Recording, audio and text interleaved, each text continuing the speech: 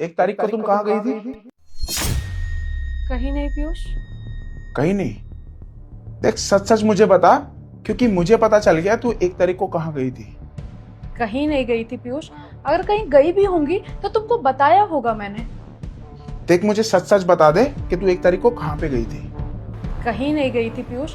अगर कहीं गई भी होंगी तो तुमको बताया होगा मैंने। हाँ, लेकिन तू वहां नहीं गई थी जहाँ पे तूने मुझे बताया था। मुझे याद नहीं है अभी, और इतना थोड़ी याद रहता है। अगर मैं याद दिलाऊंगा ना तो बहुत गलत हो जाएगा, इसीलिए जल्दी से बता दे कहाँ गई थी। अच्छा, याद आया, पर प्लीज तुम गुस्सा मत करना। मैं अपने एक्स से मिलने गई थी। एक से मिलने गई थी? लेकिन तूने तो बताया था कि तेरी मौसी की तबीयत खराब है और तू रात को वहां पे रुकेगी। पीयूष, अगर मैं तुम्हें सच बताती तो तुम मुझे जाने नहीं देते। एक बात बता, तेरी उससे बात कैसे हो गई? तूने तो उसको ब्लॉक करके रखा हुआ था ना? वो मैंने कुछ दिन पहले अनब्लॉक कर दिया था। क्यों किया था? याद है तुम्हें? कुछ दिन पहले हम दोनों की लड़ाई हो गई थी और हम आपस में बात नहीं कर रहे थे। मुझे अपनी दिल की बात शेयर करनी थी, इसी वजह से मैं उससे मिली। और मुझे उससे बात करके अच्छा लगता है, बस इसी वजह से। अच्छा, उससे बात करके तुझे अच्छा लगता है? ठीक है, लेकिन मिलने क्यों गई थी? वो दिल्ली आया हुआ था तो उसने मुझे बोला था कि एक बार मिल लेते हैं। कहाँ मिली थी?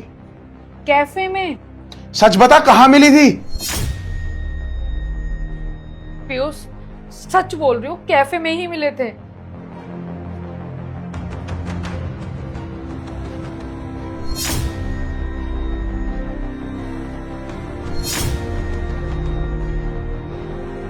चैट डिलीट करना शायद भूल गई थी तू।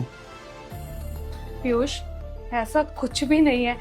हमने थोड़ी सी मस्ती की थी साथ में, बस।